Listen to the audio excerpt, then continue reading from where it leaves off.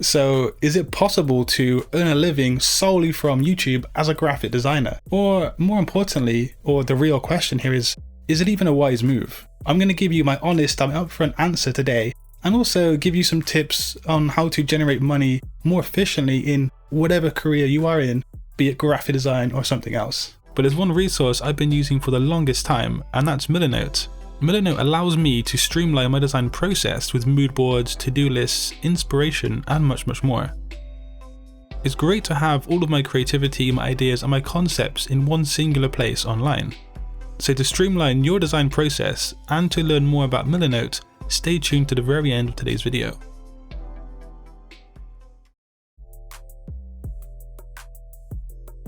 When it comes to generating money, there is a major trap that most people fall into in their careers or their job or whatever it is, and I'm going to talk more about that later.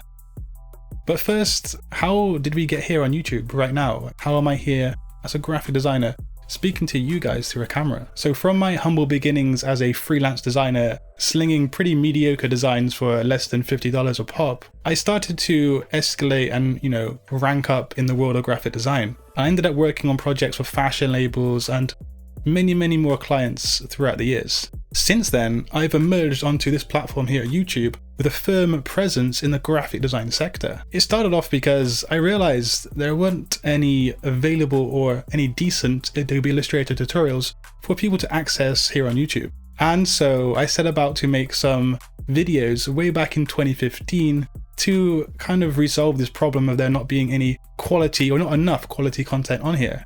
And truth be told, my original videos weren't all that great. They were pretty cringeworthy if I look back at them now. But I fell in love with the whole video making process, and seeing that my content was helping people resolve their issues or their problems in graphic design or just in Adobe Illustrator in general. So I did kind of grow a love for this whole process of making video content, helping people, and just seeing a response from the community.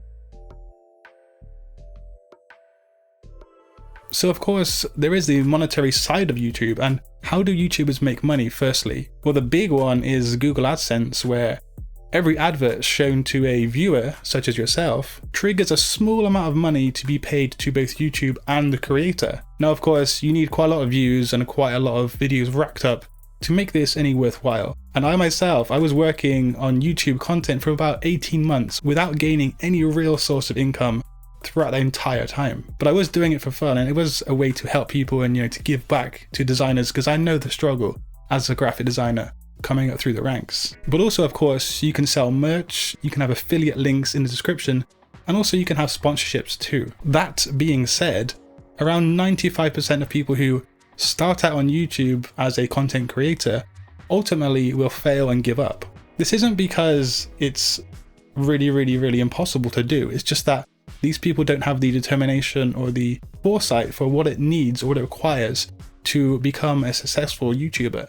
I say YouTuber, but I don't really like that term too much. So what is this monetary trap that I was speaking about earlier at the start of the video? Well, I think a lot of us, or many people, and I'm one person who did this as well, we kind of have tunnel vision and we rely too much on one stream of income. So for example, right here on YouTube, if I was a graphic designer and I switched everything over to YouTube and I focused solely on that, what if YouTube just randomly disappeared one day?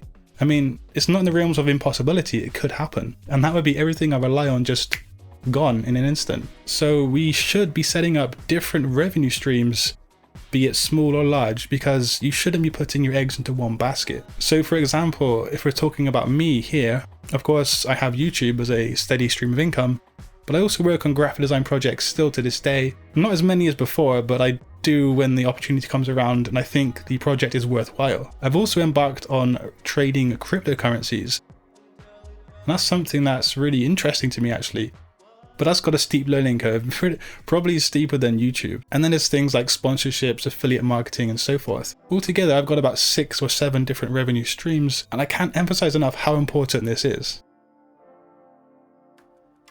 So can a person or can a graphic designer actually solely work on YouTube? For sure, of course, it's really possible, but is it stable? Is it worthwhile? Is it wise? The answer is probably no. But if you're someone who's actually considering YouTube as a possible revenue stream or a hobby or whatever, and you would like to hear some tips from myself about growing a channel, I would gladly make a video about those tips, but it's only if enough of you want to see it, because YouTube is very difficult and is a grind, and it does take a long time to get anywhere on this platform. That being said, my graphic design career has seen a burst of life from having videos going viral. I constantly get people emailing me for a logo design or something like that because they've seen a video of mine, and then that directs them to my portfolio and so forth. Also, please don't hate on my portfolio. I haven't updated it in 4 years. Pretty much since I started YouTube actually, it's been kind of left in the sidelines, like left in the back. It's just a case of finding the time. But yeah, that's making money on YouTube as a graphic designer or just someone in general. Big thanks to Milanote for sponsoring today's video. I really do highly recommend it, and I've been using it for nearly 2 years now myself. You can easily streamline your creative process from start to finish on any project that you're working on, but also it's very easy to share your ideas and your projects with other clients or even work colleagues.